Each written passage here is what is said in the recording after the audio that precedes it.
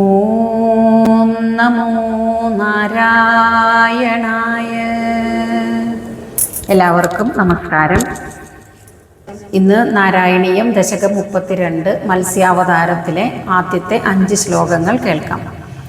ഭഗവാൻ എന്തെങ്കിലും ഒരു ഉദ്ദേശത്തോടു കൂടിയാണ് അവതാരങ്ങൾ എടുക്കുന്നത്. ഭഗവാൻ എന്തിനു വേണ്ടിയാണ് മത്സ്യാവതാരം സ്വീകരിച്ചത് എന്ന് പറഞ്ഞുകൊണ്ടാണ് ഈ ദശകം ആരംഭിക്കുന്നത്.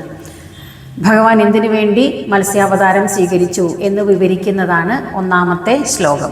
പുരാഹയഗ്രീവ മഹാസുരേണ ഷഷ്ടാന്തരാന്തോദ്യത കാണ്ഡകൽപേ നിദ്രോന്മുഖ ബ്രഹ്മമുഖാധൃതേഷു വേദേഷ്വദിൽസ കില മത്സ്യരൂപം. പണ്ട് 6ാമത്തെ മന്വന്തരമായ ചാക്ഷുഷ മന്വന്തരത്തിൻ്റെ അവസാനത്തിൽ ബ്രഹ്മാവ് ഉറങ്ങാൻ തുടങ്ങുമ്പോൾ, അതായത് ബ്രഹ്മാവിൻ്റെ ഒരു പകൽ എന്ന് പറയുന്നത് 14 മന്വന്തരങ്ങളാണ്. എന്നാൽ ഓരോ മന്വന്തരം കഴിയുമ്പോഴും ബ്രഹ്മാവ് ഉറക്കത്തിലേക്ക് പോകുന്നു. അപ്പോഴെല്ലാം പ്രളയമുണ്ടാകുന്നുണ്ട്. ബ്രഹ്മാവിൻ്റെ ഒരു പകൽ അവസാനിക്കുന്ന സമയത്താണ് നൈമിത്തിക പ്രളയം, ആ മഹാപ്രളയം ഉണ്ടാകുന്നതും ഈ പ്രപഞ്ചമാകെ ബ്രഹ്മാവിൽ ലയിച്ച് ബ്രഹ്മാവ് ഭഗവാനിൽ വിലയം പ്രാപിക്കുന്നതും. ഇവിടെ ഓരോ മന്വന്തരം കഴിയുമ്പോഴുള്ള പ്രളയമാണ്. 6ാമത്തെ മന്വന്തരത്തിൻ്റെ അവസാനത്ത് ബ്രഹ്മാവ് ഉറങ്ങാൻ തുടങ്ങുന്ന സമയത്ത് ഹയഗ്രീവൻ എന്ന് പറയുന്ന അസുരൻ, ഹയം എന്നാൽ കുതിര, കുതിരയുടെ തലയും മനുഷ്യൻ്റെ ശരീരവുമുള്ള അസുരനാണ് ഹയഗ്രീവൻ. ഈ ഹയഗ്രീവൻ എന്ന അസുരൻ ബ്രഹ്മാവിൻ്റെ മുഖത്തു നിന്നും വേദങ്ങൾ തട്ടിയെടുത്തുകൊണ്ട് പോകുന്നു. ഈ വേദങ്ങളെ വീണ്ടെടുക്കുന്നതിന് വേണ്ടിയാണ് ഭഗവാൻ മത്സ്യാവതാരം സ്വീകരിച്ചത്. ഇനി ഭഗവാൻ ഹയഗ്രീവമൂർത്തിയായി അവതരിച്ചിട്ടുണ്ട്. അത് മധുകൈടവന്മാർ ബ്രഹ്മാവിൻ്റെ കയ്യിൽ നിന്നും വേദങ്ങൾ തട്ടിയെടുത്ത സമയത്ത് ആ വേദങ്ങളെ വീണ്ടെടുക്കുന്നതിനാണ് ഭഗവാൻ ഹയഗ്രീവമൂർത്തിയായി അവതരിച്ചിരിക്കുന്നത്. 21ാമത്തെ നവവർഷങ്ങളും സപ്തദ്വീപാദികളും എന്ന ആ ഒരു ദശകത്തിൽ ഭദ്രാശം എന്ന ഖണ്ഡത്തിൽ മഹർഷിമാർ ഭഗവാനെ ഹയഗ്രീവമൂർത്തിയായി ധ്യാനിക്കുന്നു എന്ന് പറയുന്നുണ്ട്. ഇവിടെ ഹയഗ്രീവൻ എന്ന അസുരനാണ്. ഇപ്രകാരം ഹയഗ്രീവനാൽ തട്ടിയെടുക്കപ്പെട്ട വേദങ്ങളെ വീണ്ടെടുക്കുന്നതിനായിട്ടാണ് ഭഗവാൻ മത്സ്യമായി അവതരിച്ചത് എന്ന് പറഞ്ഞു. പിന്നീട് പ്രളയത്തിന് ദിവസങ്ങൾക്ക് മുമ്പ് തന്നെ ഭഗവാൻ മത്സ്യമായി അവതരിച്ചുവെന്നും അത് എവിടെയാണെന്നുമാണ് 2ാമത്തെ ശ്ലോകത്തിൽ പറയുന്നത്. സത്യവ്രതസ്യ ദ്രമിളാധിഭർത്തുർ നദീജലേ തർപ്പയതസ്തദാനീം കരാഞ്ജലൗ സഞ്ജ്വലിതാകൃതിസ്ത്വം അദൃശ്യഥാ കശ്ചന ബാലമീന. ദ്രാവിഡ ദേശത്തെ രാജാവായിരുന്നു സത്യവ്രതൻ. അദ്ദേഹം ഒരു രാജർഷി കൂടിയായിരുന്നു. അതായത് രാജാവായിരുന്നിട്ട് കൂടി മഹർഷി തുല്യമായ ജീവിതചര്യയെല്ലാം അനുഷ്ഠിക്കുന്ന ആളായിരുന്നു.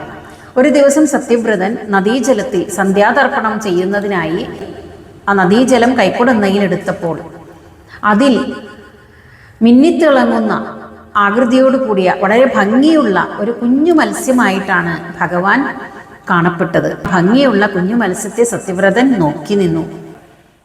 ഇങ്ങനെ സത്യവ്രത രാജാവ് തൻ്റെ കൈക്കുടന്നയിൽ അകപ്പെട്ട ആ കുഞ്ഞു മത്സ്യത്തെ എന്തു ചെയ്തുവെന്നും ആ മത്സ്യത്തിൻ്റെ ആശ്ചര്യകരമായ വളർച്ചയെപ്പറ്റിയുമാണ് അടുത്ത ശ്ലോകത്തിൽ പറയുന്നത്.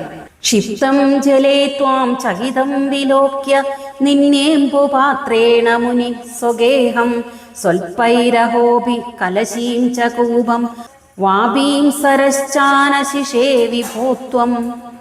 സത്യവ്രത രാജാവ് തൻ്റെ കൈക്കുടന്നയിൽ അകപ്പെട്ട ആ ഭംഗിയുള്ള കുഞ്ഞു മത്സ്യത്തെ കുറച്ചു നേരം നോക്കി നിന്നു. പിന്നെ സന്ധ്യാതർപ്പണത്തിനായി ആ മത്സ്യത്തെ നദിയിലേക്ക് തന്നെ തിരികെ ഇട്ടു.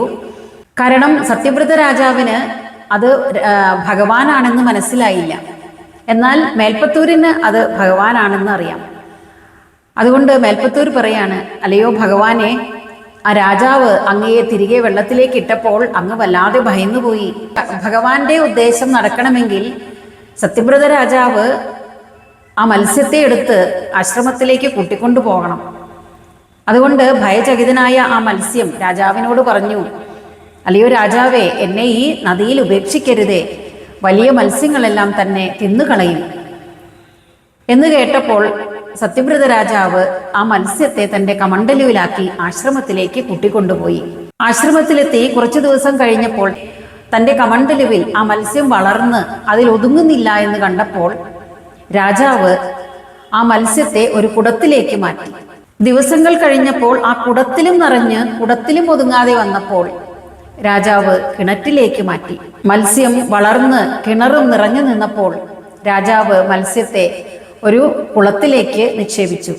പിന്നെയും വളർന്ന് ആ കുളവും നിറഞ്ഞു നിന്ന ആ മത്സ്യത്തെ രാജാവ് ഒരു തടാകത്തിൽ നിക്ഷേപിച്ചു. അപ്പോൾ രാജാവിന് മനസ്സിലായി ഇത് ഒരു സാധാരണ മത്സ്യമല്ല, ഇത് ഭഗവാൻ തന്നെയാണ് എന്ന് മനസ്സിലാക്കി.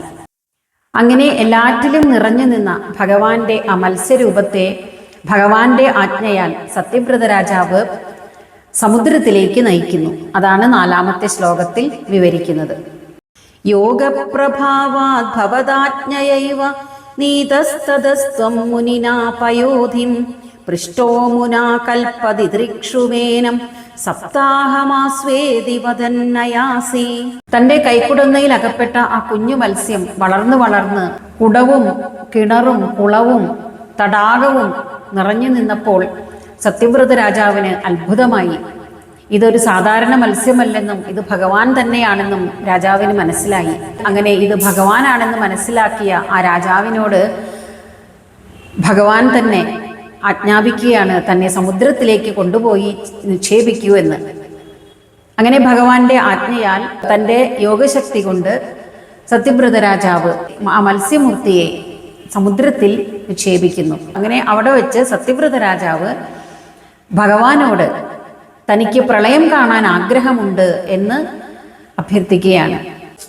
അപ്പോൾ ഭഗവാൻ പറഞ്ഞു, 7 ദിവസം കാത്തിരിക്കുക, ഇന്നേക്ക് 7-ാം ദിവസം പ്രളയമുണ്ടാകുമെന്നും ഭൂമി ഒരു തോണി രൂപത്തിൽ ആ പ്രളയജലത്തിൽ എത്തിച്ചേരുമെന്നും രാജാവ് ഭൂമിയിലെ എല്ലാ ഔഷധികളുടെയും ബീജവുമായി സപ്തർഷികളോടൊപ്പം ആ തോണിയിലേക്ക് കയറണമെന്നും അവിടെ വെച്ച് വീണ്ടും ഞാൻ പ്രത്യക്ഷപ്പെടും എന്ന് സത്യവ്രത രാജാവിനോട് പറഞ്ഞുകൊണ്ട് ഭഗവാൻ അപ്രത്യക്ഷനായി.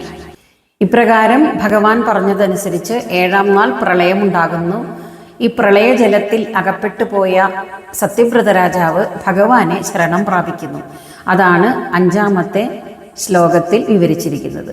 പ്രാപ്തേ തുദുക്തേ ഹനിവാരിധാര പരിപ്ലുതേ ഭൂമിതലേ മുനീന്ദ്ര സപ്തർഷിഭി സാർദ്ധമപാരവാരിണി ഉദ്ഘൂർണമാന ശരണം യയൗ ത്വാം.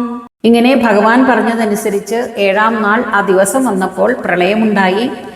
ഭൂമി മുഴുവൻ ജലത്തിനടിയിലായി. സത്യവ്രത രാജാവ് ആ പ്രളയജലത്തിൽ അങ്ങനെ ചുറ്റിത്തിരിയാൻ തുടങ്ങി. അപ്പോൾ അങ്ങനെ പ്രളയജലത്തിൽ ചുറ്റിത്തിരിയുന്ന സത്യവ്രത രാജാവ് ഭഗവാൻ പറഞ്ഞതനുസരിച്ച് സപ്തർഷികളെയും കണ്ടുമുട്ടുന്നു.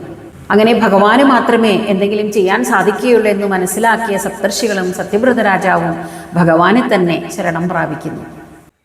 6-ാമത്തെ ശ്ലോകം മുതൽ അടുത്ത ഭാഗത്ത് കേൾക്കാം.